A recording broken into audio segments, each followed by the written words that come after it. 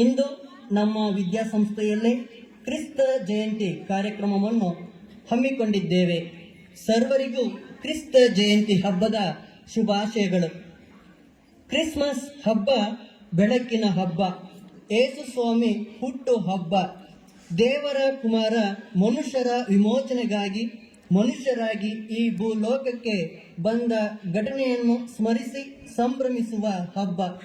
ಯೇಸು ಸ್ವಾಮಿ ಈ ಭೂಲೋಕಕ್ಕೆ ಬರುವಾಗ ದೇವರು ಮನುಷ್ಯರನ್ನು ಪ್ರೀತಿಸುತ್ತಾರೆ ಮತ್ತು ಆ ಪ್ರೀತಿಗಾಗಿ ದೇವರು ಮನುಷ್ಯರ ಪಾಪಗಳನ್ನು ಕ್ಷಮಿಸುತ್ತಾರೆ ಎಂಬ ಸುವಾರ್ತೆಯನ್ನು ಜಗತ್ತಿಗೆ ಸಾರಿದ ಹಬ್ಬ. ಈ ಸುದಿನದಂದು ನಮ್ಮ ವಿದ್ಯಾಸಂಸ್ಥೆಯಲ್ಲಿ ಕ್ರಿಸ್ತ ಜಯಂತಿ ಹಬ್ಬವನ್ನು ಶುಭ ನುಡಿ ಅಂತ ಹೇಳುತ್ತಾ ಈ ಕಾರ್ಯಕ್ರಮವನ್ನು ಪ್ರಾರ್ಥನಾ ಗೀತೆಯ ಮೂಲಕ ಚಾಲನೆ ನೀಡಬೇಕೆಂದು ಪ್ರೌಢಶಾಲೆಯ ವಿದ್ಯಾರ್ಥಿಗಳಲ್ಲಿ ಕೇಳಿಕೊಳ್ಳುತ್ತೇನೆ. ಈ ಜಗಕ್ಕೆಲ್ಲ ಬೆಳಕಾಗಿ ಬಾ ದೇವ, ಇಲ್ಲಿ ಬೆಳಕಿಲ್ಲ ನೀನಿಲ್ಲದೆ. ನನ್ನ ಬದುಕಿನ ಹಗಲಲ್ಲಿ ಬಾ ದೇವ, ಈ ಹಗಲಲ್ಲೂ ಏಕಾಂತವೇ. ಹೊತ್ತು ಹೋಗದು ನೀ ಬರದೆ ಈ ಬಾಳಲ್ಲಿ, ಕತ್ತಲಾಗದು ಈ ಬದುಕು ನೀನಿದ್ದಲ್ಲಿ. ಈ ಜಗಕ್ಕೆಲ್ಲ ಬೆಳಕಾಗಿ ಬಾ ದೇವ, ಇಲ್ಲಿ ಬೆಳಕಿಲ್ಲ ನೀನಿಲ್ಲದೆ. ನೀನಿರದ ಮನೆಯಲ್ಲಿ ನಾನ್ಯಾರೋ, ಈ ಮನೆಯ ಹಂಗೆ ತಗೋ. ಮನೆಯೊಡೆಯ ಮನೆಯೊಳಗೆ ನೀನಿಲ್ಲದೆ, ಹೊರಗೆಲ್ಲ ಹುಸಿ ಬದುಕು. ನಮ್ಮ ವಿದ್ಯಾಸಂಸ್ಥೆಯಲ್ಲಿ ಕ್ರಿಸ್ತ ಜಯಂತಿಯ ಕಾರ್ಯಕ್ರಮವನ್ನು ಹಮ್ಮಿಕೊಂಡಿದ್ದು, ಈ ಕಾರ್ಯಕ್ರಮದ ಅಧ್ಯಕ್ಷತೆಯನ್ನು ವಹಿಸಿರುವ ನಮ್ಮ ಶಾಲಾ ವ್ಯವಸ್ಥಾಪಕರಾದ ವಂದನೀಯ ಸ್ವಾಮಿ ಜೋಸೆಫ್ ಚಾರ್ಲ್ಸ್ ಗುರುಗಳಿಗೆ ನಮ್ಮ ಉಭಯ ಶಾಲಾ ಮುಖ್ಯೋಪಾಧ್ಯಾಯರ ಪರವಾಗಿ, ಶಿಕ್ಷಕ ವೃಂದದ ಪರವಾಗಿ ಹಾಗೂ ವಿದ್ಯಾರ್ಥಿಗಳ ಪರವಾಗಿ ಹಾಗೂ ನನ್ನ ವೈಯಕ್ತಿಕವಾಗಿ ತುಂಬು ಹೃದಯದಿಂದ ಸ್ವಾಗತವನ್ನ ಕೋರುತ್ತೇನೆ.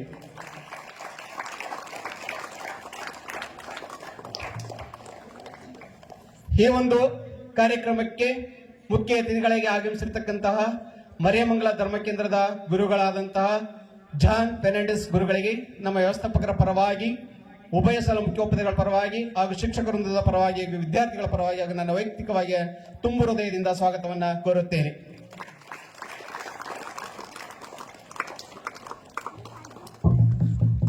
ನಮ್ಮ ವಿದ್ಯಾಸಂಸ್ಥೆಯ ಹಿರಿಯ ಪ್ರಾಥಮಿಕ ಶಾಲೆಯಲ್ಲಿ ಸಹ ಶಿಕ್ಷಕರಾಗಿ ಕರ್ತವ್ಯ ನಿರ್ವಹಿಸಿ ಅನೇಕ ವಿದ್ಯಾರ್ಥಿಗಳ ಭವಿಷ್ಯವನ್ನು ರೂಪಿಸಿಕೊಟ್ಟು ಎಲ್ಲಾ ವಿದ್ಯಾರ್ಥಿಗಳಿಗೂ ಹಾಗೂ ಶಿಕ್ಷಕ ವೃಂದದವರಿಗೆ ಅಚ್ಚುಮೆಚ್ಚಿನ ಶಿಕ್ಷಕರಾಗಿರ್ತಕ್ಕಂಥವರು ನಮ್ಮ ತೋಬೆಸರ್ ಅವರು ಇಂದು ನಮ್ಮ ಕಾರ್ಯಕ್ರಮಕ್ಕೆ ಅತಿಥಿಗಳಾಗಿ ಆಗಮಿಸಿ ವೇದಿಕೆ ಮೇಲೆ ಆಸೀನರಾಗಿದ್ದಾರೆ. ಎಲ್ಲ ಸರ್ವರ ಪರವಾಗಿ ನಾನು ಅವರಿಗೆ ತುಂಬು ಹೃದಯದಿಂದ ಸ್ವಾಗತವನ್ನ ಕೋರುತ್ತೇನೆ.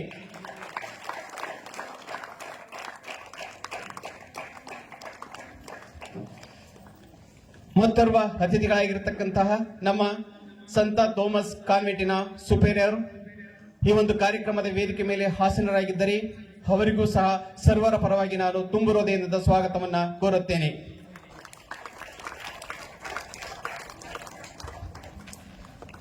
ಈ ಕಾರ್ಯಕ್ರಮದ ವೇದಿಕೆ ಮೇಲೆ ಆಸೀನರಾಗಿರ್ತಕ್ಕಂತಹ ಪ್ರಾಥಮಿಕ ಶಾಲೆಯ ಮುಖ್ಯೋಪಾಧ್ಯಾಯರಾದಂತಹ ಹಾರಿಕೆಮೇರು ಸಿಸ್ಟರ್ ಅವರಿಗೂ ಸರ್ವರ ಪರವಾಗಿ ನಾನು ಸ್ವಾಗತವನ್ನ ಕೋರುತ್ತೇನೆ.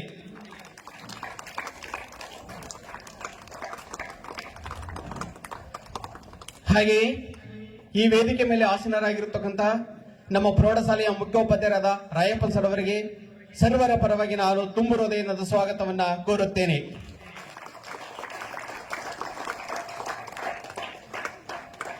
ಈ ಕಾರ್ಯಕ್ರಮಕ್ಕೆ ಆಗಮಿಸಿರತಕ್ಕಂತಹ ನಮ್ಮ ವಿದ್ಯಾಸಂಸ್ಥೆಯ ಎಲ್ಲಾ ಪೋಷಕ ವರ್ಗದವರಿಗೂ ಹಾಗೂ ನಮ್ಮ ವಿದ್ಯಾಸಂಸ್ಥೆಯ ಹಳೆಯ ವಿದ್ಯಾರ್ಥಿಗಳಿಗೂ ಸರ್ವರ ಪರವಾಗಿ ನಾನು ಸ್ವಾಗತವನ್ನ ಕೋರುತ್ತೇನೆ.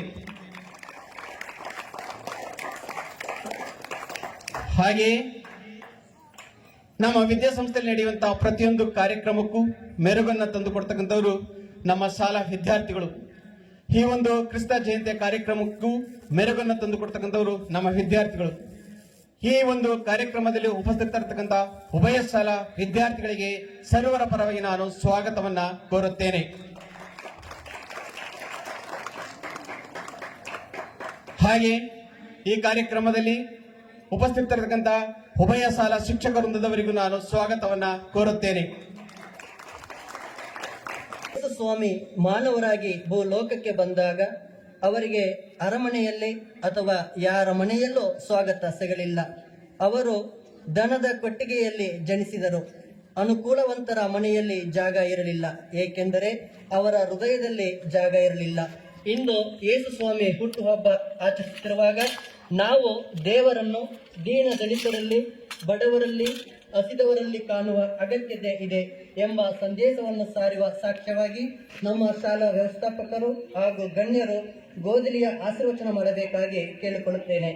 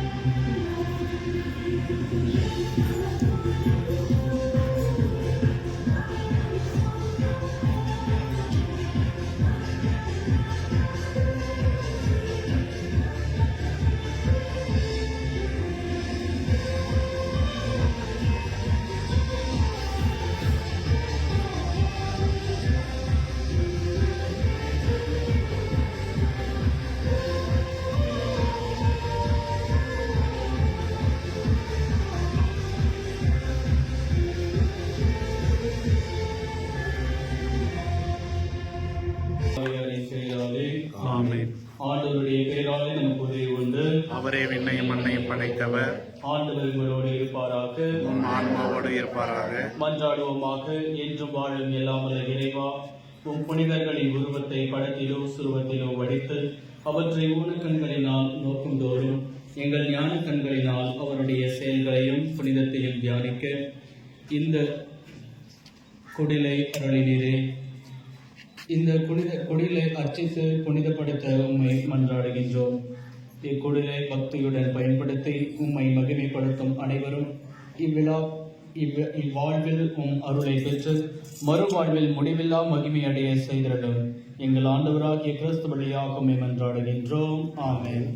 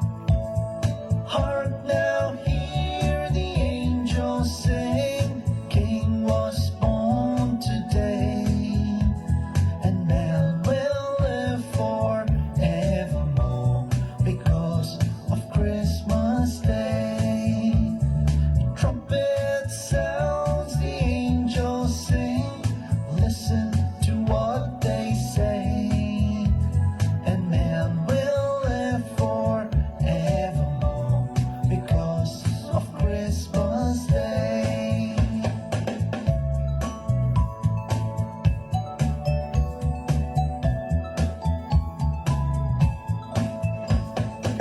While shepherds watch the flocks by night, they see a bright new shining star. They hear a choir sing a song. The music seems to come from afar. Joseph and his wife Mary came to Bethlehem that night. They found no place to lay the child, not a single room was inside.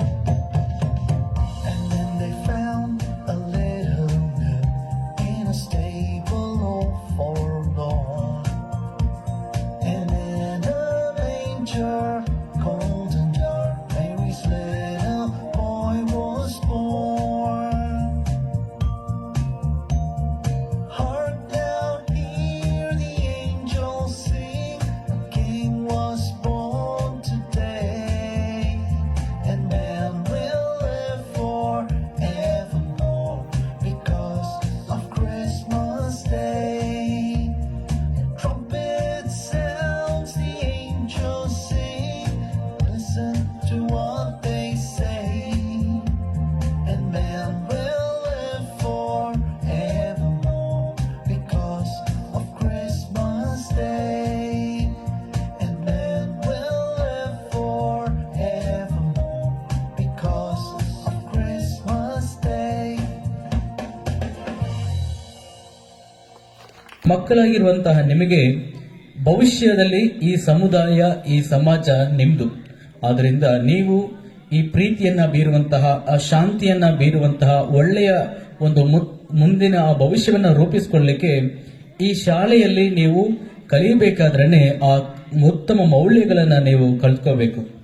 ಅದರಲ್ಲಿ ನಿಮ್ಮ ಒಂದು ಶಿಕ್ಷಕರಿಗೆ 25% ಅವರ ಭಾಗ ಅವರಿಗಿರುತ್ತೆ. ಅವರು ಶಾಲೆಯಲ್ಲಿ ನೀತಿಯನ್ನ ಮೌಲ್ಯಗಳನ್ನ ತಮ್ಮ ಪಾಠ ಪ್ರವಚನ ಜೊತೆಗೆ ಮಕ್ಕಳಿಗೆ ಬೋಧನೆಯನ್ನ ಮಾಡಬೇಕು. ಅದೇ ರೀತಿಯಾಗಿ ಮನೆಗೆ ಹೋದಾಗ ಪೋಷಕರು ನಿಮ್ಮ ಮಕ್ಕಳಿಗೆ ಉತ್ತಮ ರೀತಿಯಾದಂತಹ ಮೌಲ್ಯಗಳನ್ನ ಹಾಗೂ ಅವರಿಗೆ ಕೌಶಲ್ಯಗಳನ್ನ ಕಲಿಸಬೇಕಾದ್ರೆ ಉತ್ತಮ ನೀತಿಯನ್ನ ಅವರಿಗೆ ನೀವು ಕಲಿಸಬೇಕು. ಮನೆಯಲ್ಲಿ ಮಕ್ಕಳು ಯಾವುದನ್ನ ಮಾಡ್ತಾರೆ, ಯಾವುದನ್ನ ನೋಡ್ತಾರೆ, ಯಾವುದನ್ನ ಓದ್ತಾರೆ, ಅದೆಲ್ಲ ನಾವು ಗಮನವಿಸ್ಕೋಬೇಕು. ಯಾವ ತರ ಮಾತಾಡ್ತಾರೆ ಅನ್ನೋದನ್ನ ನಾವು ಗಮನಿಸಬೇಕು.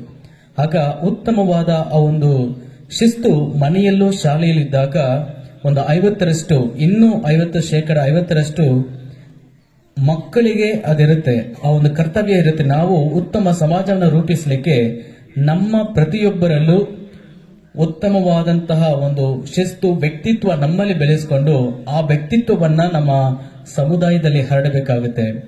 ಆಗ ಯೇಸು ಕ್ರಿಸ್ತರು ಹರಡಬೇಕೆಂದಿದ್ದ ಆ ಒಂದು ಶಾಂತಿ, ಪ್ರೀತಿ, ಆನಂದ ನಮ್ಮಿಂದ ಪರರಿಗೂ ಹಂಚಬೇಕಾಗುತ್ತೆ. ಆದುದರಿಂದ ಈ ಒಂದು ಹಬ್ಬ ಎಲ್ಲರಿಗೂ ಆಶೀರ್ವಾದವನ್ನ ತರುವಂತದ್ದಾಗಲಿ ಹಾಗೂ ಉತ್ತಮ ಭವಿಷ್ಯವನ್ನ ರೂಪಿಸಲು ಎಲ್ಲರ ಮನಸ್ಸಿನಲ್ಲೂ ಸರ್ವರಲ್ಲೂ ಶಾಂತಿಯನ್ನ, ಪ್ರೀತಿಯನ್ನ, ಆನಂದವನ್ನ ಪರಿಪೂರ್ಣತೆಯಿಂದ ತುಂಬಿ ದೇವರು ಸದಾಕಾಲ ನಿಮ್ಮನ್ನು ಹರ್ಷದಿಂದ ಜೀವಿಸುವಂತೆ ಆಶೀರ್ವದಿಸಲಿ ಅಂತೇಳಿ ನಾನು ಪ್ರಾರ್ಥಿಸುತ್ತೇನೆ ಮತ್ತು ಎಲ್ಲರಿಗೂ ಆಶಿಸುತ್ತೇನೆ. ಎಲ್ಲರಿಗೂ ಮಗದೊಮ್ಮೆ ಕ್ರಿಸ್ಮಸ್ ಹಬ್ಬದ ಶುಭಾಶಯಗಳು. ಈ ಉತ್ತಮವಾದ ಅವಕಾಶಕ್ಕಾಗಿ ಧನ್ಯವಾದಗಳು.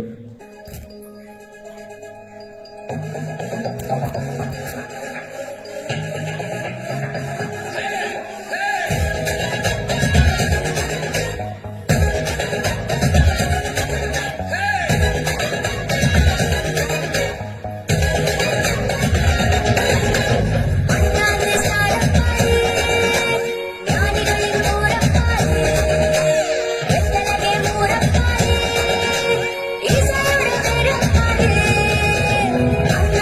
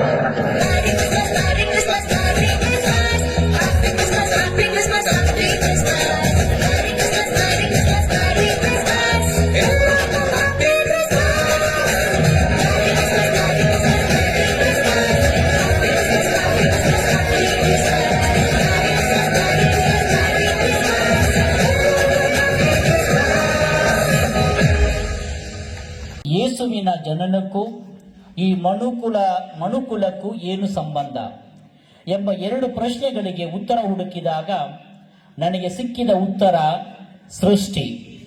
ಆದಿಯಲ್ಲಿ ದೇವರು ಈ ವಿಶ್ವವನ್ನು, ಆಕಾಶಕಾಯಗಳನ್ನು ಇವುಗಳನ್ನು ಆಳಲು ಹಾಗೂ ಅನುಭವಿಸಿ ಆನಂದಿಸಲು ತಮ್ಮನ್ನೇ ಹೋಲುವ ಮನುಷ್ಯನನ್ನು ಸೃಷ್ಟಿಸಿದರು. ಈ ರೀತಿಯಾಗಿ ಸೃಷ್ಟಿಯಾದ ಮನುಷ್ಯನು ಯೆಹೋವನ ಏಕಮಾತ್ರ ಪುತ್ರನಾದ ಯೇಸುವಿನ ಜನನಕ್ಕೆ ಹೇಗೆ ಕಾರಣನಾದನು ಎಂಬುದನ್ನು ಪ್ರದರ್ಶಿಸಲಿದ್ದಾರೆ ನಮ್ಮ ಪ್ರೌಢಶಾಲಾ ವಿದ್ಯಾರ್ಥಿನಿಯರುಗಳು.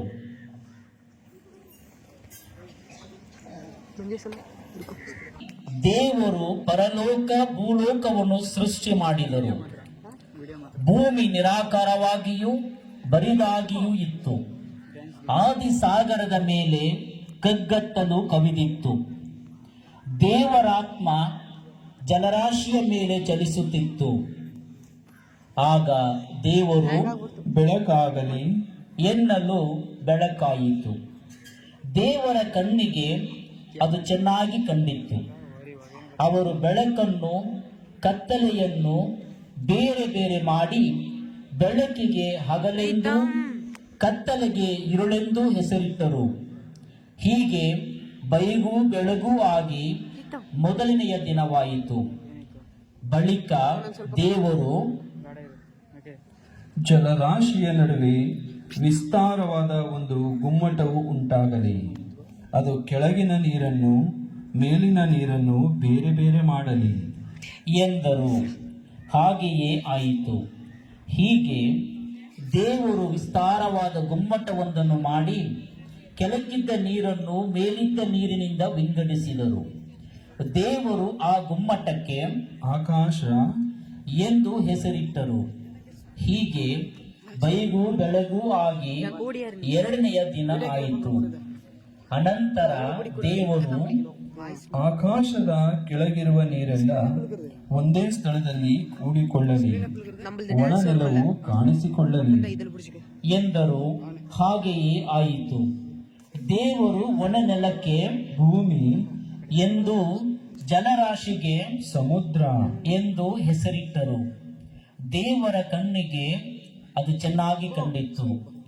ತರುವಾಯ ದೇವರು ಭೂಮಿಯಲ್ಲಿ ಸಸ್ಯಗಳನ್ನು, ಎಲ್ಲಾ ತರದ ದವಸ ಧಾನ್ಯ, ಹಣ್ಣು ಹಂಪಲು ಇವುಗಳನ್ನು ಬಿಡುವ ಮರಗಿಡ ಬಳ್ಳಿಗಳನ್ನು ಬೆಳೆಯಿಸಲಿ ಎಂದರು. ಅದು ಹಾಗೆಯೇ ಆಯಿತು. ಭೂಮಿಯಲ್ಲಿ ಸಸ್ಯಗಳು ಬೆಳೆದವು. ಎಲ್ಲಾ ತರದ ದವಸ ಧಾನ್ಯಗಳನ್ನು, ಹಣ್ಣು ಹಂಪಲುಗಳನ್ನು ಬಿಡುವ ಗಿಡಮರ ಬಳ್ಳಿಗಳು ಕಾಣಿಸಿಕೊಂಡವು. ದೇವರ ಕಣ್ಣಿಗೆ ಅವು ಚೆನ್ನಾಗಿ ಕಂಡವು. ಹೀಗೆ ಬೈಗೂ ಬೆಳಗೂ ಆಗಿ 3ನೆಯ ದಿನವಾಯಿತು. ಅದಾದ ನಂತರ ದೇವರು ಹಗಲು ಇರುಳುಗಳನ್ನು ಬೇರೆ ಬೇರೆ ಮಾಡಲು, ಋತು ಕಾಲಗಳನ್ನು, ದಿನ ಸಂವತ್ಸರಗಳನ್ನು ಸೂಚಿಸಲು ಹಾಗೂ ಭೂಮಿಗೆ ಬೆಳಕನ್ನೀಯಲು ಆಕಾಶ ದೀಪಗಳು ಉಂಟಾಗಲಿ ಎಂದರು. ಹಾಗೆಯೇ ಆಯಿತು. ಹಗಲನ್ನಾಳುವುದಕ್ಕೆ ಸೂರ್ಯನನ್ನು, ഇരുಳನ್ನಾಳುವುದಕ್ಕೆ ಚಂದ್ರನನ್ನು, ಹೀಗೆ 2 ದೀವಿಗೆಗಳನ್ನು ಸೃಷ್ಟಿ ಮಾಡಿದರು. ಅದು ಮಾತ್ರವಲ್ಲ, ನಕ್ಷತ್ರಗಳನ್ನು ಅವರು ಸೃಷ್ಟಿ ಮಾಡಿದರು. ಆ ದೀವಿಗೆಗಳನ್ನು ಆಕಾಶದಲ್ಲಿ ಇಟ್ಟು ಭೂಮಿಗೆ ಬೆಳಕನ್ನೀಯುವಂತೆ ಮಾಡಿದರು. ಹಾಗೂ ಹಗಲಿರುಳುಗಳನ್ನು ಆಳುವುದಕ್ಕೂ ಬೆಳಕನ್ನು ಕತ್ತಲನ್ನು ಬೇರೆ ಬೇರೆ ಮಾಡುವುದಕ್ಕೂ ಅವುಗಳನ್ನು ನೇಮಿಸಿದರು. ದೇವರ ಕಣ್ಣಿಗೆ ಅದು ಚೆನ್ನಾಗಿ ಕಂಡಿತ್ತು. ಹೀಗೆ ಬೈಗೂ ಬೆಳಗೂ ಆಗಿ 4ನೇ ದಿನ ಆಯಿತು. ಆಮೇಲೆ ದೇವರು ಹಲವಾರು ಜಂತುಗಳು ನೀರಿನಲ್ಲಿ ತುಂಬಿಕೊಳ್ಳಲಿ, ಭೂಮಿ ಆಕಾಶಗಳ ನಡುವೆ ಪಕ್ಷಿಗಳು ಹಾರಾಡಲಿ ಎಂದರು. ಈ ಪ್ರಕಾರ ದೇವರು ದೊಡ್ಡ ಜಲಚರಗಳನ್ನು, ನೀರಿನಲ್ಲಿ ತುಂಬಿರುವ ನಾನಾ ವಿಧವಾದ ಜೀವ ಜಂತುಗಳನ್ನು, ರೆಕ್ಕೆಗಳುಳ್ಳ ಸಕಲ ವಿಧವಾದ ಪಕ್ಷಿಗಳನ್ನು ಸೃಷ್ಟಿ ಮಾಡಿದರು. ದೇವರ ದೃಷ್ಟಿಗೆ ಅದು ಚೆನ್ನಾಗಿ ಕಂಡಿತ್ತು. ಅವುಗಳಿಗೆ ದೇವರು, ನೀವು ಅಭಿವೃದ್ಧಿಯಾಗಿ ಹೆಚ್ಚಿರಿ, ಜಲಚರಗಳು ಸಮುದ್ರದ ನೀರಿನಲ್ಲಿ ತುಂಬಿಕೊಳ್ಳಲಿ, ಪಕ್ಷಿಗಳು ಭೂಮಿಯ ಮೇಲೆ ಹೆಚ್ಚಲಿ ಎಂದು ಹೇಳಿ ಆಶೀರ್ವದಿಸಿದರು. ಹೀಗೆ ಬೈಗೂ ಬೆಳಗೂ ಆಗಿ 5ನೆಯ ದಿನ ಆಯಿತು. ಆ ಬಳಿಕ ದೇವರು ಭೂಮಿಯಿಂದ ಎಲ್ಲಾ ತರದ ಜೀವ ಜಂತುಗಳು ಸೃಷ್ಟಿಯಾಗಲಿ, ದೊಡ್ಡ ಚಿಕ್ಕ ಸಾಕು ಪ್ರಾಣಿಗಳು ಕಾಡು ಮೃಗಗಳು ಹುಟ್ಟಲಿ ಎಂದರು. ಅಂತೆಯೇ ಆಯಿತು. ಎಲ್ಲಾ ತರದ ದೊಡ್ಡ ಚಿಕ್ಕ ಕಾಡು ಮೃಗಗಳನ್ನು, ಸಾಕು ಪ್ರಾಣಿಗಳನ್ನು, ನೆಲದ ಮೇಲೆ ಹರಿದಾಡುವ ಕ್ರಿಮಿಕೀಟಗಳನ್ನು ದೇವರು ಸೃಷ್ಟಿ ಮಾಡಿದರು. ಅವರ ನೋಟಕ್ಕೆ ಅದು ಚೆನ್ನಾಗಿ ಕಂಡಿತ್ತು. ಅದಾದ ನಂತರ ದೇವರು ನಮ್ಮಂತೆಯೇ ಇರುವ ಹಾಗೂ ನಮ್ಮನ್ನು ಹೋಲುವ ಮನುಷ್ಯರನ್ನು ಉಂಟು ಮಾಡೋಣ. ಅವರು ಸಮುದ್ರದಲ್ಲಿರುವ ಮೀನುಗಳ ಮೇಲೆಯೂ, ಅಂತರಿಕ್ಷದಲ್ಲಿ ಹಾರಾಡುವ ಪಕ್ಷಿಗಳ ಮೇಲೆಯೂ, ದೊಡ್ಡ ಚಿಕ್ಕ ಸಾಕು ಪ್ರಾಣಿ ಹಾಗೂ ಕಾಡು ಮೃಗಗಳ ಮೇಲೆಯೂ, ನೆಲದ ಮೇಲೆ ಹರಿದಾಡುವ ಕ್ರಿಮಿಕೀಟಗಳ ಮೇಲೆಯೂ ದೊರೆತನ ಮಾಡಲಿ ಎಂದರು. ದೇವರಾದ ಸರ್ವೇಶ್ವರ ಸ್ವಾಮಿ ಪರಲೋಕ ಭೂಲೋಕಗಳನ್ನು ಸೃಷ್ಟಿ ಮಾಡಿದಾಗ ಯಾವ ಗಿಡಗಳು ಭೂಮಿಯಲ್ಲಿ ಇರಲಿಲ್ಲ, ಯಾವ ಬೀಜವೂ ಮೊಳೆತಿರಲಿಲ್ಲ. ಏಕೆಂದರೆ ದೇವರಾದ ಸರ್ವೇಶ್ವರ ಭೂಮಿಯ ಮೇಲೆ ಮಳೆಯನ್ನು ಸುರಿಸಿರಲಿಲ್ಲ. ಭೂಮಿಯನ್ನು ವ್ಯವಸಾಯ ಮಾಡಲು ಮನುಷ್ಯನೂ ಇರಲಿಲ್ಲ.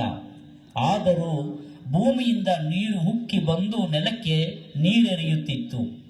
ಹೀಗಿರಲು ದೇವರಾದ ಸರ್ವೇಶ್ವರ ನೆಲದ ಮಣ್ಣಿನಿಂದ ಮನುಷ್ಯನನ್ನು ರೂಪಿಸಿ ಅವನ ಮೂಗಿನಲ್ಲಿ ಜೀವ ಶ್ವಾಸವನ್ನು ಊದಿದರು. ಆಗ ಮನುಷ್ಯನು ಜೀವಾತ್ಮನಾದನು. ಇದಲ್ಲದೆ ದೇವರಾದ ಸರ್ವೇಶ್ವರ ಪೂರ್ವ ದಿಕ್ಕಿನಲ್ಲಿರುವ ಏದೇನ್ ಪ್ರದೇಶದಲ್ಲಿ ಒಂದು ಉದ್ಯಾನವನ್ನು ಮಾಡಿ ತಾವು ರೂಪಿಸಿದ ಮನುಷ್ಯನನ್ನು ಅದರಲ್ಲಿ ಇರಿಸಿದರು. ನೋಟಕ್ಕೆ ರಮ್ಯವೂ ಊಟಕ್ಕೆ ರುಚಿಕರವೂ ಆದ ನಾನಾ ತರದ ಮರಗಳನ್ನು ದೇವರಾದ ಸರ್ವೇಶ್ವರ ಅಲ್ಲಿ ಬೆಳೆಯ ಮಾಡಿದರು.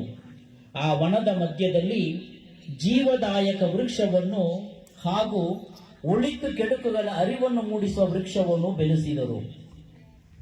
ದೇವರಾದ ಸರ್ವೇಶ್ವರ ಆ ಮನುಷ್ಯನನ್ನು ಕರೆದುಕೊಂಡು ಹೋಗಿ ಏದೇನ್ ವನವನ್ನು ಕೃಷಿ ಮಾಡುವುದಕ್ಕೂ ಕಾಯುವುದಕ್ಕೂ ಅದರಲ್ಲಿ ಬಿಟ್ಟರು.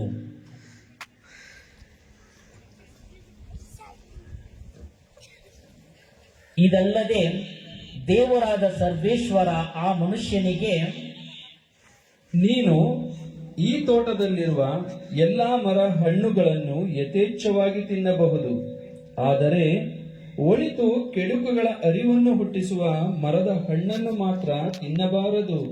ತಿಂದೆಯಾದರೆ ಅದೇ ದಿನ ಸತ್ತು ಹೋಗುವೆ ಎಂದು ವಿಧಿಸಿದರು.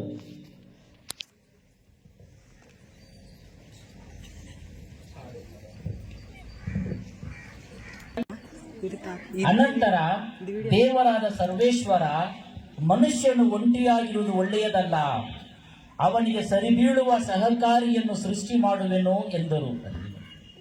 ಜಂತುಗಳನ್ನು, ಆಕಾಶದ ಪಕ್ಷಿಗಳನ್ನು ಮಣ್ಣಿನಿಂದ ನಿರ್ಮಿಸಿದ ಅವರು, ಮನುಷ್ಯನು ಇವುಗಳಿಗೆ ಏನು ಹೆಸರಿಡುವನೋ ನೋಡೋಣವೆಂದು ಅವನ ಬಳಿಗೆ ಅವುಗಳನ್ನು ಬರಮಾಡಿದರು. ಆ ಮನುಷ್ಯನು ಒಂದೊಂದು ಪ್ರಾಣಿಗೆ ಯಾವ ಯಾವ ಹೆಸರಿಟ್ಟನೋ ಅದೇ ಅವುಗಳಿಗೆ ಹೆಸರಾಯಿತು. ಹೀಗೆ ಮನುಷ್ಯನು ಎಲ್ಲಾ ಸಾಕು ಪ್ರಾಣಿಗಳಿಗೂ, ಆಕಾಶದ ಪಕ್ಷಿಗಳಿಗೂ, ಕಾಡು ಮೃಗಗಳಿಗೂ ಹೆಸರಿಟ್ಟನು. ಆದರೆ ಅವನಿಗೆ ಸರಿಬೀಳುವ ಜೊತೆಗಾರ್ತಿ ಅವುಗಳಲ್ಲಿ ಕಾಣಿಸಲಿಲ್ಲ. ಹೀಗಿರುವಲ್ಲಿ ದೇವರಾದ ಸರ್ವೇಶ್ವರ ಆ ಮನುಷ್ಯನಿಗೆ ಗಾಢ ನಿದ್ರೆಯನ್ನು ಬರಮಾಡಿದರು. ಅವನು ನಿದ್ರಿಸುತ್ತಿರುವಾಗ ಅವನ ಪಕ್ಕೆಯ ಆ ಎಲುಬನ್ನು ಮಹಿಳೆಯನ್ನಾಗಿ ಮಾಡಿ ಆಕೆಯನ್ನು ಅವನ ಬಳಿಗೆ ಬರಮಾಡಿದರು.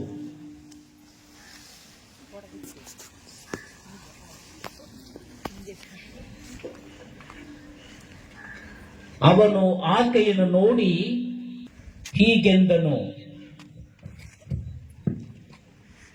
ಸರಿ, ನನಗೀಗ ಇವಳು ನನ್ನೆಲುಬಿನ ಎಲುಬು, ನನ್ನೊಡಲಿನ ಒಡಲು. ನರನಿಂದ ಉತ್ಪತ್ತಿಯಾದವಳನ್ನು ನಾರಿಯೆಂದೇ ಕರೆಯುವೆ. ಈ ಕಾರಣ ಪುರುಷನು ತಂದೆ ತಾಯಿಗಳನ್ನು, ತನ್ನ ಹೆಂಡತಿಯನ್ನು ಸೇರಿಕೊಳ್ಳುವನು, ಅವರಿಬ್ಬರು ಒಂದೇ ಒಡಲಾಗಿ ಬಾಳುವರು. ಆ ಸ್ತ್ರೀ ಪುರುಷರಿಬ್ಬರು ಬೆತ್ತಲೆಯಾಗಿದ್ದರೂ ನಾಚಿಕೊಳ್ಳಲಿಲ್ಲ. ಪರಮೇಶ್ವರನಾದ ದೇವರು ಉಂಟು ಮಾಡಿದ ಭೂಜಂತುಗಳಲ್ಲಿ ಅತಿಥಿ ಉಳ್ಳದು ಸರ್ಪ.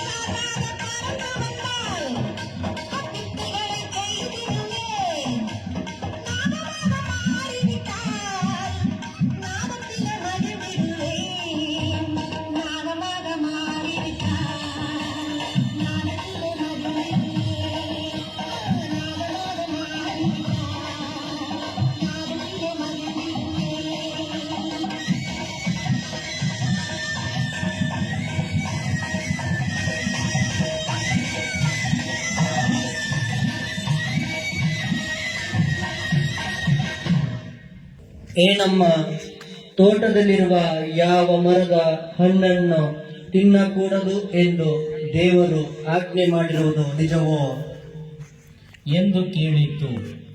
ಅದಕ್ಕೆ ಆ ಮಹಿಳೆ, ತೋಟದಲ್ಲಿರುವ ಮರಗಳ ಹಣ್ಣುಗಳನ್ನು ನಾವು ತಿನ್ನಬಹುದು, ಆದರೆ ಅದರ ನಡುವೆ ಇರುವ ಈ ಮರದ ಹಣ್ಣನ್ನು ಮಾತ್ರ ತಿನ್ನಲೂ ಕೂಡದು, ಮುಟ್ಟಲೂ ಕೂಡದು.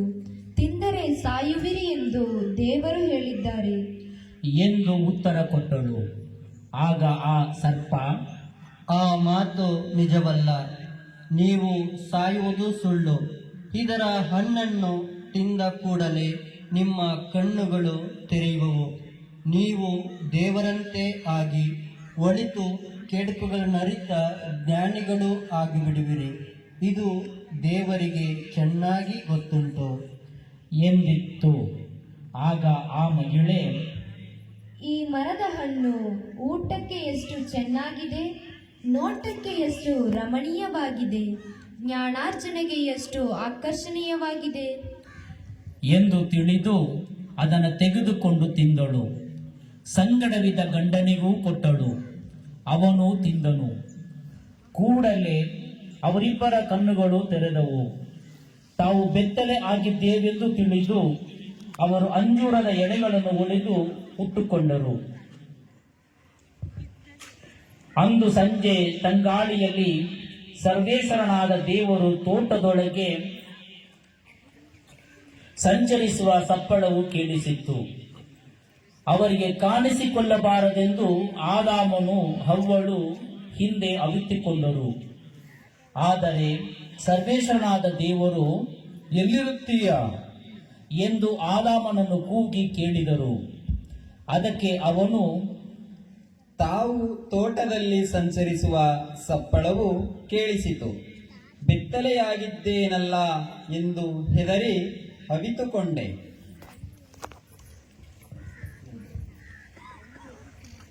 ಎಂದನು.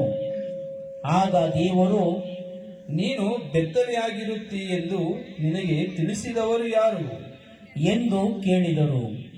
ಅದಕ್ಕೆ ಆದಾಮನು, ನನ್ನ ಜೊತೆಯಲ್ಲಿ ಇರಲು ತಾವು ಕೊಟ್ಟ ಮಹಿಳೆ ಆ ಮರದ ಹಣ್ಣನ್ನು ನನಗೆ ಕೊಟ್ಟಳು, ನಾನು ತಿಂದೆ ಎಂದನು. ಸರ್ವೇಶ್ವರನಾದ ದೇವರು ಈ ಮಹಿಳೆಯನ್ನು ಇದೇನು ನೀನು ಮಾಡಿದ್ದು ಎಂದು ಕೇಳಲು ಆಕೆ, ಸರ್ಪವು ನನ್ನನ್ನು ವಂಚಿಸಿ ತಿನ್ನುವಂತೆ ಮಾಡಿತು ಎಂದು ಉತ್ತರ ಕೊಟ್ಟಳು.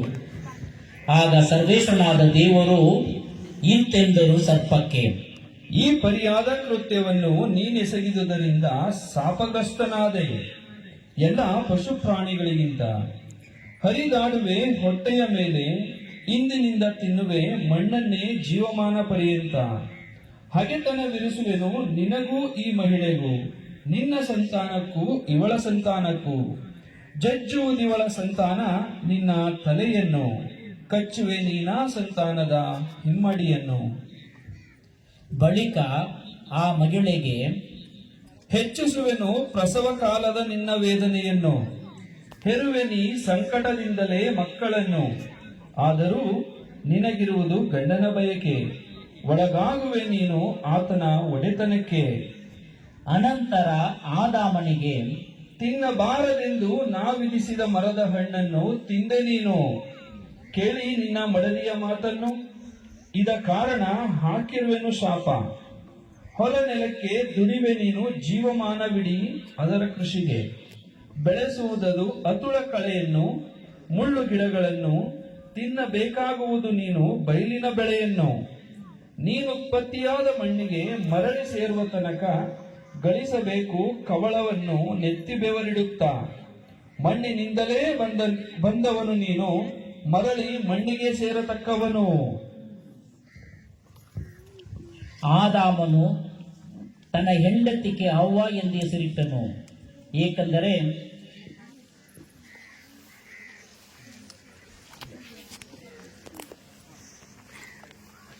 ಕುಲಕ್ಕೆ ಮೂಲ ಮಾತೆ ಆಕೆ. ಸರ್ವೇಶ್ವರನಾದ ದೇವರು ಆದಾಮನಿಗೂ ಆತನ ಹೆಂಡತಿಗೂ ಚರ್ಮದ ಅಂಗಿಗಳನ್ನು ಮಾಡಿ ತೊಡಿಸಿದರು. ಹಲವು ರೀತಿಯ ಎಚ್ಚರಿಕೆಯನ್ನು ನೀಡಿದರು. ಪ್ರವಾದಿಗಳ ಮುಖಾಂತರ ಎಚ್ಚರಿಕೆಯ ಸಂದೇಶವನ್ನು ನೀಡಿದರು. ಈ ರೀತಿಯಾಗಿ ಬಂದ ಪ್ರವಾದಿಗಳಲ್ಲಿ ಯೆಶಾಯನು ಪ್ರಮುಖನಾದವನು, ಏಕೆಂದರೆ ಅವರ ಮುಖಾಂತರ ಯೆಹೋವನು ತನ್ನ ಜನರನ್ನು ರಕ್ಷಿಸಲು ತನ್ನ ಏಕಮಾತ್ರ ಪುತ್ರನನ್ನು ಭುವಿಗೆ ಕಳುಹಿಸುವುದಾಗಿ ಇಸ್ರಾಯೇಲಿನ ಅರಸನಾದ ಆಹಾಜನಿಗೆ ಯೇಸುವಿನ ಜನನದ ಬಗ್ಗೆ ಸುಳಿವನ್ನು ನೀಡಿದನು. ಸರ್ವೇಶ್ವರ ನಿಮಗೊಂದು ಗುರುತನ್ನು ಕೊಡುವರು. ಹೀಗೋ ಕನ್ಯೆಯೊಬ್ಬಳು ಗರ್ಭ ತಳೆದು ಪುತ್ರನೊಬ್ಬನನ್ನು ಪ್ರಸವಿಸುವಳು. ಇಮ್ಮಾನುವೇಲ ಎಂದು ಆತನಿಗೆ ಹೆಸರಿಡುವಳು.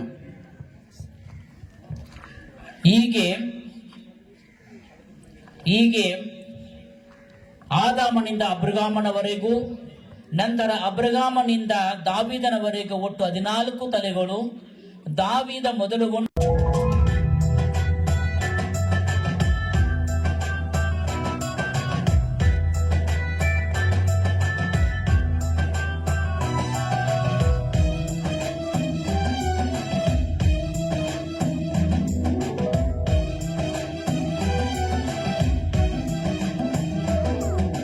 ಕೇಳಿರಿ ಕೇಳಿರಿ ಎಲ್ಲರೂ ಕೇಳಿರಿ ಕ್ರಿಸ್ಮಸ್ ಹಬ್ಬದ ಕಥೆಯನ್ನ, ಜಗದ ಎಲ್ಲ ಜನರಿಗೆ ಸಂಭ್ರಮ ತರುವ ಕ್ರಿಸ್ಮಸ್ ಕಥೆಯನ್ನ, ತರುವ ಕ್ರಿಸ್ಮಸ್ ಕಥೆಯನ್ನ.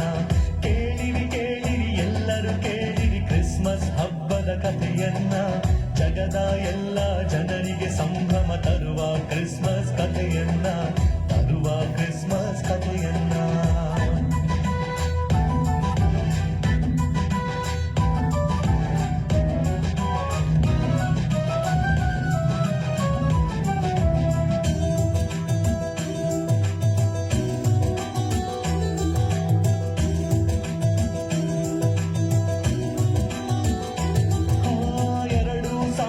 ವರ್ಷಗಳಿಂದ ನಡೆದ ನೈಜ ಘಟನೆಯನ್ನ, ಕತ್ತಲೆ ತುಂಬಿದ ಜಗತ್ತಿಗೆ ಒಂದು ಬೆಳಕು ಬಂದ ಕಥೆಯನ್ನ, ಬೆಳಕು ತಂದ ಕಥೆಯನ್ನ. 2000 ವರ್ಷಗಳಿಂದ ನಡೆದ ನೈಜ ಘಟನೆಯನ್ನ, ಕತ್ತಲೆ ತುಂಬಿದ ಜಗತ್ತಿಗೆ ಒಂದು ಬೆಳಕು ಬಂದ ಕಥೆಯನ್ನ, ಬೆಳಕು ತಂದ ಕಥೆಯನ್ನ. ಕೇಳಿರಿ ಕೇಳಿರಿ ಎಲ್ಲರೂ ಕೇಳಿರಿ ಕ್ರಿಸ್ಮಸ್ ಹಬ್ಬದ ಕಥೆಯನ್ನ, ಜಗದ ಎಲ್ಲ ಜನರಿಗೆ ಸಂಭ್ರಮ ತರುವ ಕ್ರಿಸ್ಮಸ್ ಕಥೆಯನ್ನ, ತರುವ ಕ್ರಿಸ್ಮಸ್ ಕಥೆಯನ್ನ. ಮಾನವನನ್ನು ಪ್ರೀತಿಯಿಂದ ಸೃಷ್ಟಿ ಮಾಡಿದ ದೇವರು ಇತರ ಎಲ್ಲಾ ಸೃಷ್ಟಿಗಳ ಮೇಲೆ ಅವನಿಗೆ ಒಡೆತನವನ್ನು ನೀಡುತ್ತಾರೆ. ಆದರೆ ಮಾನವ ದೇವರ ಇಚ್ಛೆಗೆ ವಿರುದ್ಧವಾಗಿ ನಡೆದು ಪಾಪ ಅನಾಚಾರಗಳಲ್ಲಿ ಬಿದ್ದಾಗ ದೇವರು ತಮ್ಮ ಒಬ್ಬನೇ ಮಗನನ್ನು ಭೂಮಿಗೆ ಕಳುಹಿಸುವ ನಿರ್ಧಾರ ಮಾಡುತ್ತಾರೆ. ಅನೇಕ ಪ್ರವಾದಿಗಳು ಹಾಗೂ ಸಜ್ಜನರ ಮೂಲಕ ಈ ಬಗ್ಗೆ ಸೂಚನೆ ನೀಡುತ್ತಾರೆ. ಇಗೋ ಸರ್ವೇಶ್ವರನು ಬರುತ್ತಿದ್ದಾನೆ, ಅವನಿಗೆ ಮಾರ್ಗವನ್ನು ಸಿದ್ಧಪಡಿಸಿರಿ, ದಾರಿಯನ್ನು ಸರಾಗ ಮಾಡಿರಿ, ಬೆಟ್ಟ ಗುಡ್ಡಗಳನ್ನು ನೆಲಸಮ ಮಾಡಿರಿ, ಹಳ್ಳ ಕೊಳ್ಳಗಳನ್ನು ಸಮ ಮಾಡಿರಿ. ಇಗೋ ಇಗೋ ನಮ್ಮ ಸರ್ವೇಶ್ವರನು ಬರುತ್ತಿದ್ದಾನೆ.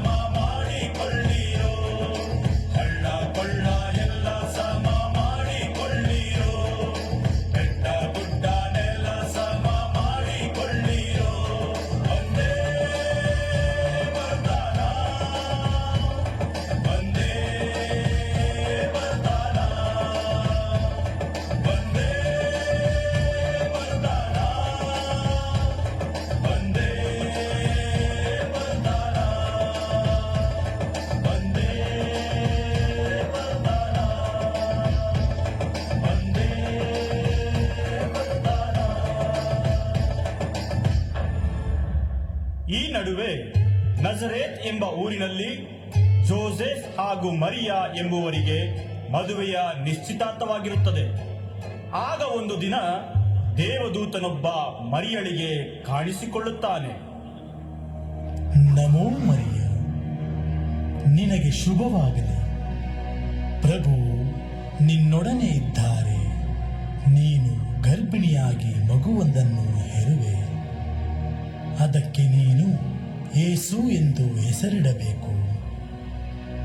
ಆಗ ಮರಿಯ, ನಾನು ಪ್ರಭುವಿನ ದಾಸಿ, ಅವರು ಹೇಳಿದಂತೆ ನಡೆಯಲಿ ಎಂದು ತಲೆಬಾಗುತ್ತಾಳೆ. ಜೋಸೆಫನಿಗೆ ಕನಸಿನಲ್ಲಿ ದೂತನು ಕಾಣಿಸಿಕೊಂಡು ಪವಿತ್ರಾತ್ಮರ ಶಕ್ತಿಯಿಂದ ಮರಿಯಳು ಗರ್ಭಧರಿಸಿದ್ದನ್ನು ತಿಳಿಸಿದಾಗ ಜೋಸೆಫ್ ಮರಿಯಳನ್ನು ಮದುವೆಯಾಗುತ್ತಾನೆ.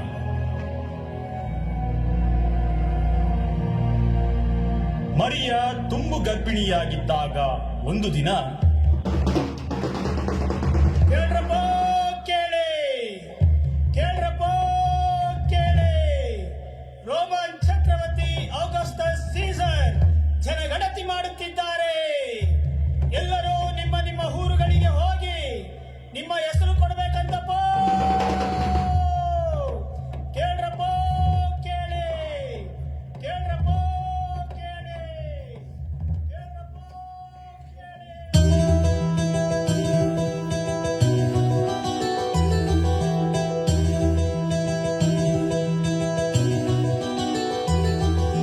ತುಂಬು ಗರ್ಭಿಣಿ ಮರಿಯಳ ಕೂಡಿ ಜೋಸೆಫ್ ಹೊರಟನು ಆ ಕ್ಷಣದಿ. ದಾವಿದ ವಂಶದ ಜೋಸೆಫ್ ಹೊರಟನು ಬೆತ್ಲೆಹೇಮಿನ ಮಾರ್ಗದಲ್ಲಿ, ಬೆತ್ಲೆಹೇಮಿನ ಮಾರ್ಗದಲ್ಲಿ. ತುಂಬು ಗರ್ಭಿಣಿ ಮರಿಯಳ ಕೂಡಿ ಜೋಸೆಫ್ ಹೊರಟನು ಆ ಕ್ಷಣದಿ. ದಾವಿದ ವಂಶದ ಜೋಸೆಫ್ ಹೊರಟನು ಬೆತ್ಲೆಹೇಮಿನ ಮಾರ್ಗದಲ್ಲಿ, ಬೆತ್ಲೆಹೇಮಿನ ಮಾರ್ಗದಲ್ಲಿ.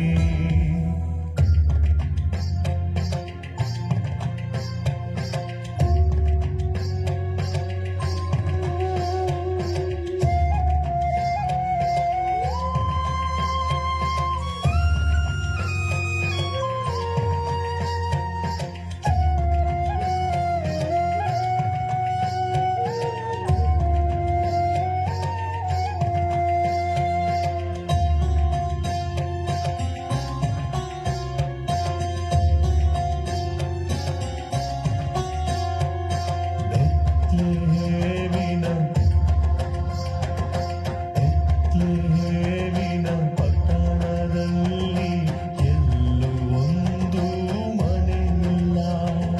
ಲೋಕದ ರಕ್ಷಕನಿಗೆ ಜನಿಸಲು ನೆಲೆಯಿಲ್ಲ. ದನಗಳ ಕೋದಲಿಯೊಂದು ದೊರಕಿತು ಅವರಿಗೆ. ಸ್ವರ್ಗದಿಂದ ಬಂದ ದೇವನು ಜನಿಸಿದ ಈ ಜಗದೊಳು.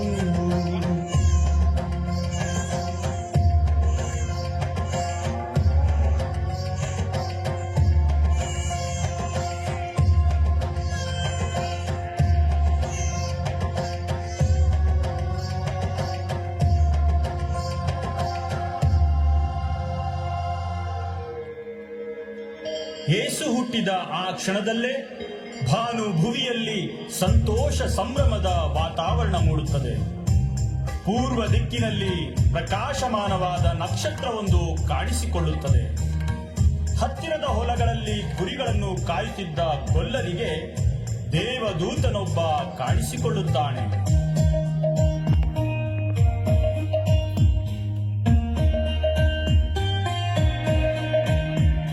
ಅಂಜಬೇಡಿರಿ, ಆನಂದಗೊಳ್ಳಿರಿ, ಲೋಕರಕ್ಷಕ ಹುಟ್ಟಿಹನು. ದಾವಿದನೂರಿನಲ್ಲಿ ಗೋದಲಿಯೊಂದರಲ್ಲಿ ನಿಮ್ಮ ನಾಯಕ ಹುಟ್ಟಿಹನು. ವಸ್ತ್ರವನ್ನು ಹೊದಿಸಿದಂತ, ಕೊಟ್ಟಿಗೆಯಲ್ಲಿ ಮಲಗಿದಂತ ದೇವಕಂದನ ಕಾಣಿರಿ.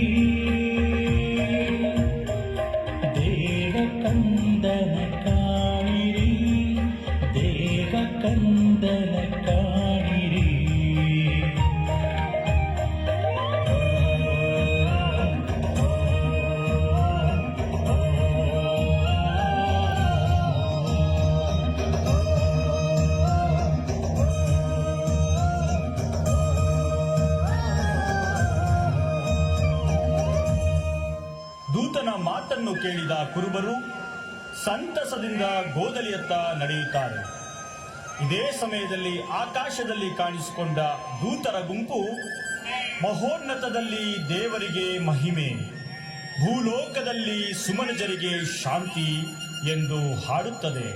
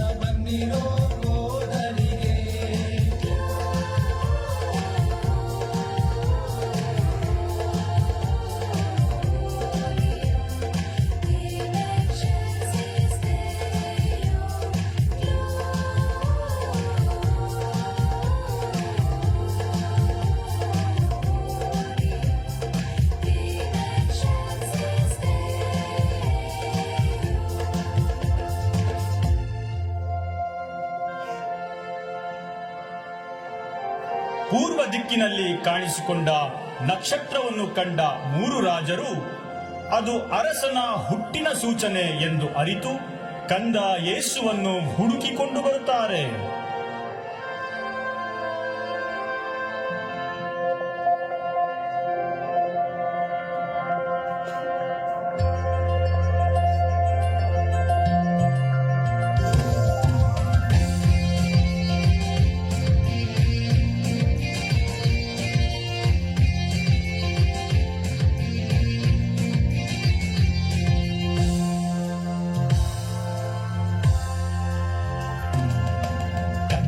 ಕಾಣುವ ತವಕದಲ್ಲಿ ದೂರದ ರಾಜರು ಬಂದು ತಾರೆಯ ಹಿಂದೆಯೇ ಸಾಗುತ್ತಲಿ ಗೋದಲಿ ಮುಂದೆಯೇ ನಿಂದು.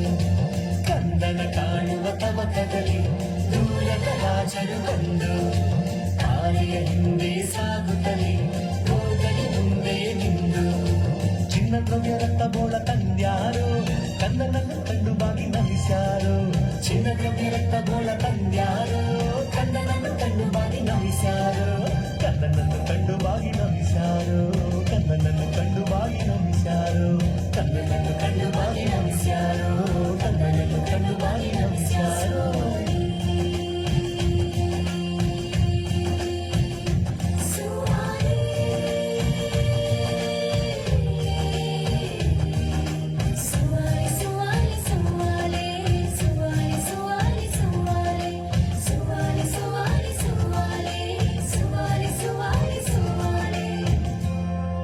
ಬರುವಾಗ ಹೆರೋದ ರಾಜನನ್ನು ಭೇಟಿ ಮಾಡಿದ್ದ ಈ ರಾಜರು ಮತ್ತೆ ಅವನಲ್ಲಿಗೆ ಹೋಗದಂತೆ ದೂತನ ಸಂದೇಶ ಅವರಿಗೆ ಸಿಗುತ್ತದೆ.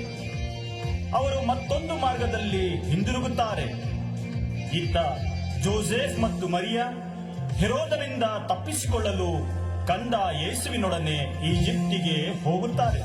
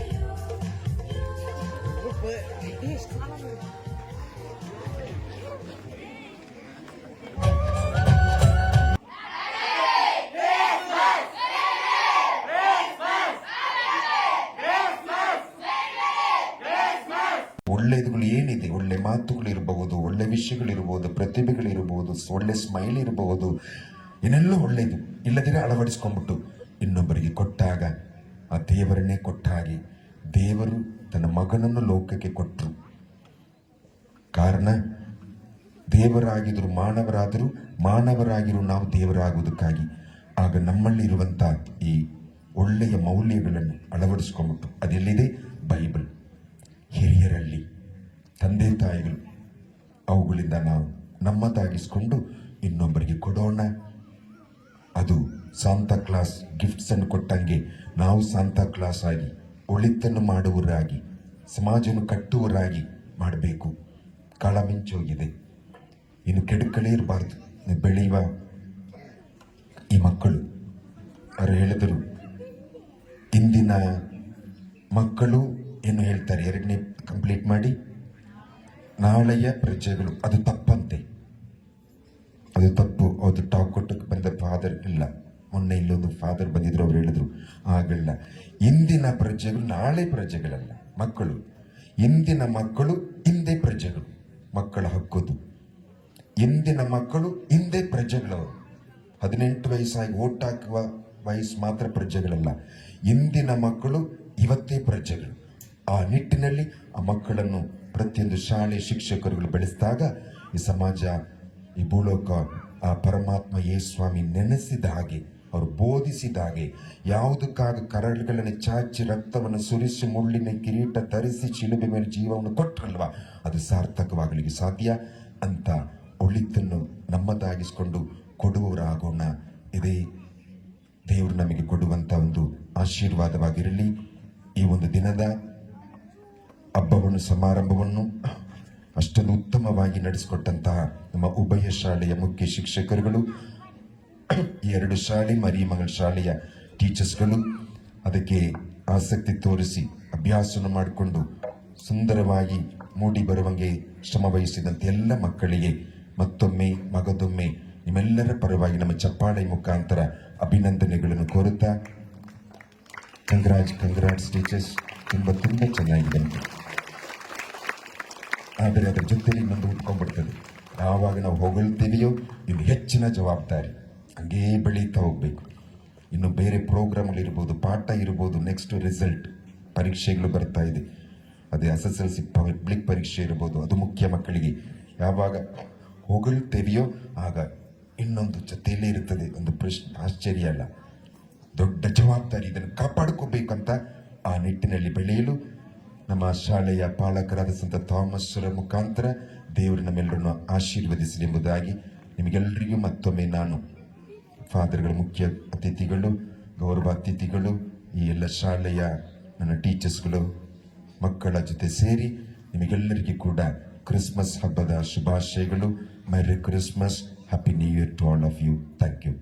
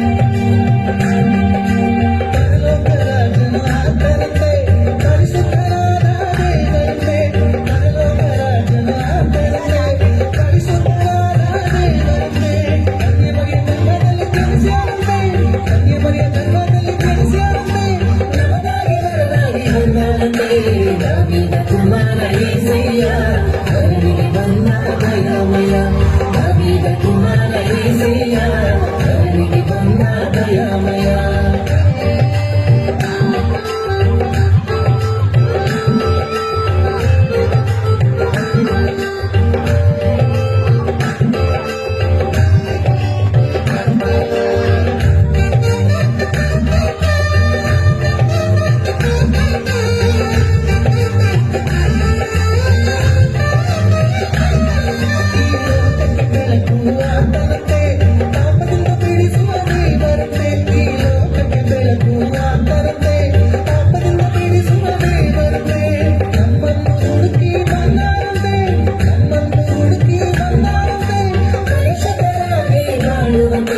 ದಾವಿದ ಕುಮಾರ యేసయ్య ಧರಣಿಗೆ ಬಂದ ದಯಾಮಯ ದಾವಿದ ಕುಮಾರ యేసయ్య ಧರಣಿಗೆ ಬಂದ ದಯಾಮಯ ದಾವಿದ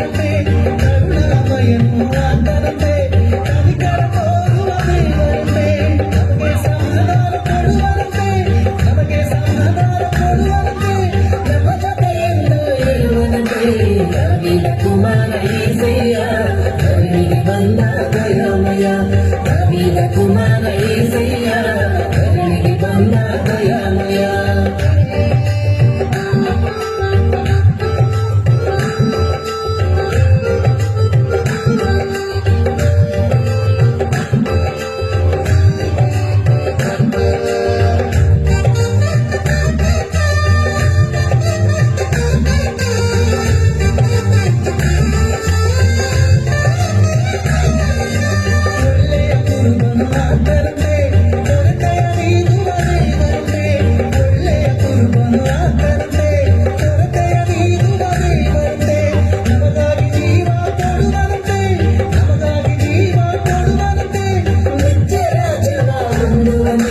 ದಾವಿದ ಕುಮಾರ యేసయ్య ಧರಣಿಗೆ ಬಂದ ದಯಾಮಯ ದಾವಿದ ಕುಮಾರ యేಸయ్య ಧರಣಿಗೆ ಬಂದ ದಯಾಮಯ ಲೋಕದ ರಕ್ಷಕ యేసయ్య ಈ ಲೋಕದ ರಕ್ಷಕ యేసయ్ಯ ಜನಿಸ್ಯಾನಂತೆ ನೋಡಯ್ಯ ಇದು ಜನಿಸ್ಯಾನಂತೆ ನೋಡಯ್ಯ ಜನಿಸ್ಯಾನಂತೆ ನೋಡಯ್ಯ ಇದು ಜನಿಸ್ಯಾನಂತೆ ನೋಡಯ್ಯ ದಾವಿದ ಕುಮಾರ యేసయ్య ಧರಣಿಗೆ ಬಂದ ದಯಾಮಯ ದಾವಿದ ಕುಮಾರ యేಸయ్ಯ ಧರಣಿಗೆ ಬಂದ ದಯಾಮಯ ಯೇಸುಸ್ವಾಮಿಯ ಜನ್ಮದಿನದಂದು ಈ ಪವಿತ್ರ ಕ್ರಿಸ್ಮಸ್ ಹಬ್ಬವನ್ನು ವಿಶ್ವದಾದ್ಯಂತ ಆಚರಿಸಲಾಗುತ್ತದೆ. ದೇವರ ಮಗ ಮತ್ತು ಮಾನವೀಯತೆಯ ವಿಮೋಚಕ ಎಂದು ಪೂಜಿಸಲ್ಪಟ್ಟ ಯೇಸುವಿನ ಜನ್ಮವನ್ನು ಆಚರಿಸುವ ಗೌರವಿಸುವ ಪವಿತ್ರ ದಿನವಾಗಿದೆ. ಎಲ್ಲರಿಗೂ ಕ್ರಿಸ್ಮಸ್ ಹಬ್ಬದ ಶುಭಾಶಯಗಳನ್ನು ತಿಳಿಸುತ್ತಾ ಈ ಸುಂದರವಾದ ಕಾರ್ಯಕ್ರಮದಲ್ಲಿ ಅಧ್ಯಕ್ಷತೆಯನ್ನು ವಹಿಸಿಕೊಂಡಿರುವ ನಮ್ಮ ವಿದ್ಯಾಸಂಸ್ಥೆಯ ನಮಗೆ ಮಾರ್ಗದರ್ಶಕರಾಗಿರ್ತಕ್ಕಂತಹ ನಮ್ಮ ಶಾಲಾ ವ್ಯವಸ್ಥಾಪಕರಾದ ವಂದನೀಯ ಸ್ವಾಮಿ ಜೋಸೆಫ್ ಚಾರ್ಲ್ಸ್ ಗುರುಗಳಿಗೆ ನಮ್ಮ ಸಂಸ್ಥೆಯ ಪರವಾಗಿ, ಶಾಲೆಯ ಪರವಾಗಿ, ಮುಖ್ಯ ಶಿಕ್ಷಕರ ಪರವಾಗಿ, ಎಲ್ಲರ ಪರವಾಗಿ ತುಂಬು ಹೃದಯದ ವಂದನೆಗಳನ್ನು ಸಲ್ಲಿಸ್ತಾ ಇದ್ದೇನೆ. ಹಾಗೇನೆ ಈ ಕಾರ್ಯಕ್ರಮಕ್ಕೆ ಮುಖ್ಯ ಅತಿಥಿಗಳಾಗಿ ಬಂದಿರತಕ್ಕಂತಹ ಮರಿಯಮಂಗಲಂ ಧರ್ಮ ಕೇಂದ್ರದ ಗುರುಗಳಾಗಿರ್ತಕ್ಕಂತಹ ವಂದನೀಯ ಸ್ವಾಮಿ ಜಾನ್ ಫರ್ನಾಂಡಿಸ್ ರವರಿಗೆ ಶಾಲಾ ವ್ಯವಸ್ಥಾಪಕರ ಪರವಾಗಿ, ನಮ್ಮ ಶಾಲೆಯ ಪರವಾಗಿ, ಎಲ್ಲರ ಪರವಾಗಿ ತುಂಬು ಹೃದಯದ ಧನ್ಯವಾದಗಳನ್ನ ವಂದನೆಗಳನ್ನ ಸಲ್ಲಿಸ್ತಾ ಇದ್ದೇನೆ. ಸಂತ ಜೂದ ತದ್ದೇಯು ಕನ್ಯಾಮಠ ಮರಿಯಮಂಗಲ ಇಲ್ಲಿ ಸುಪೀರಿಯರ್ ಆಗಿರ್ತಕ್ಕಂತಹ ಗುರುಗಳಿಗೆ ಶಾಲೆಯ ವ್ಯವಸ್ಥಾಪಕರ ಪರವಾಗಿ, ಶಾಲೆಯ ಪರವಾಗಿ, ಮುಖ್ಯ ಶಿಕ್ಷಕರ ಪರವಾಗಿ, ಎಲ್ಲರ ಪರವಾಗಿ ತುಂಬು ಹೃದಯದ ವಂದನೆಗಳನ್ನ ಸಲ್ಲಿಸ್ತಾ ಇದ್ದೇನೆ. ಸಂತ ಥಾಮಸ್ ಕನ್ಯಾಮಠ ತೋಮೇರ್ಪಾಳ್ಯಂ. ಇಲ್ಲಿ ಸುಪೀರಿಯರ್ ಆಗಿರ್ತಕ್ಕಂತಹ ಗುರುಗಳಿಗೆ ನಮ್ಮ ಶಾಲಾ ವ್ಯವಸ್ಥಾಪಕರ ಪರವಾಗಿ, ಶಾಲೆಯ ಪರವಾಗಿ, ಮುಖ್ಯ ಶಿಕ್ಷಕರುಗಳ ಪರವಾಗಿ, ಎಲ್ಲರ ಪರವಾಗಿ ತುಂಬು ಹೃದಯದ ವಂದನೆಗಳನ್ನ ಸಲ್ಲಿಸ್ತಾ ಇದ್ದೇನೆ. ಹಾಗೆಯೇ ಹಿರಿಯರು, ನಿವೃತ್ತ ಶಿಕ್ಷಕರು, ಸದಾ ಸುತ್ತಲಿನ ಜನರನ್ನ ಹಸನ್ಮುಖಿಯಾಗಿಸಿರುವಂತಹ ಶ್ರೀಯುತ ತೋಬಿಯಸ್ ಸರ್ ಅವರು ಕೂಡ ನಮ್ಮ ಈ ಕಾರ್ಯಕ್ರಮಕ್ಕೆ ಬಂದಿದ್ದಾರೆ. ಅವರಿಗೂ ಕೂಡ ತುಂಬು ಹೃದಯದ ವಂದನೆಗಳನ್ನ ಸಲ್ಲಿಸ್ತಾ ಇದ್ದೀನಿ. ಹಾಗೆಯೇ ಈ ಕಾರ್ಯಕ್ರಮಕ್ಕೆ ಬಂದಿರತಕ್ಕಂತಹ ಎಲ್ಲ ಪೋಷಕ ಬಂಧುಗಳಿಗೂ ಕೂಡ ತುಂಬು ಹೃದಯದ ವಂದನೆಗಳನ್ನ ಸಲ್ಲಿಸ್ತಾ ಇದೆ.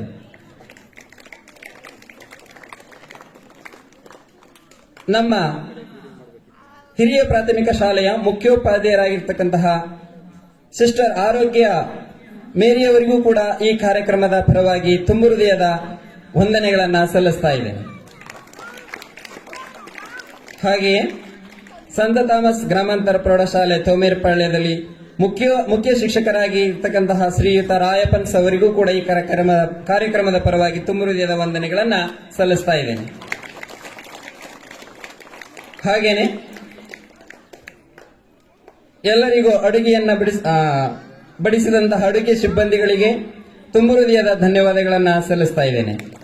ಹಾಗೆಯೇ ಉಭಯ ಶಾಲೆಯ ಎಲ್ಲ ಶಿಕ್ಷಕ ವೃಂದದವರಿಗೂ, ವಿದ್ಯಾರ್ಥಿಗಳಿಗೂ, ಮತ್ತೆ ಈ ಕಾರ್ಯಕ್ರಮಕ್ಕೆ ಶಾಮಿಯಾನವನ್ನ ಏರ್ಪಾಡು ಮಾಡಿಕೊಂಡಂತಹ ಶ್ರೀಯುತ ರಾಜಸ್ ಅವರಿಗೂ ಮತ್ತೆ ಸಂತ ತಾತರಿಗೂ ಕೂಡ ತುಂಬು ಹೃದಯದ ವಂದನೆಗಳನ್ನ ಸಲ್ಲಿಸುತ್ತಾ ಇಲ್ಲಿ ನೆರೆದಿರ್ತಕ್ಕಂತಹ ಎಲ್ಲರಿಗೂ, ಸರ್ವರಿಗೂ ಮತ್ತೊಮ್ಮೆ ಹೊಸ ವರ್ಷದ ಶುಭಾಶಯಗಳ ಜೊತೆಗೆ ಕ್ರೈಸ್ತ ಜಯಂತಿಯ ಶುಭಾಶಯಗಳನ್ನ ಸಲ್ಲಿಸ್ತಾ ವಂದನಾರ್ಪಣೆ ಕಾರ್ಯಕ್ರಮವನ್ನು ಮುಗಿಸ್ತಾ ಇದ್ದೀನಿ.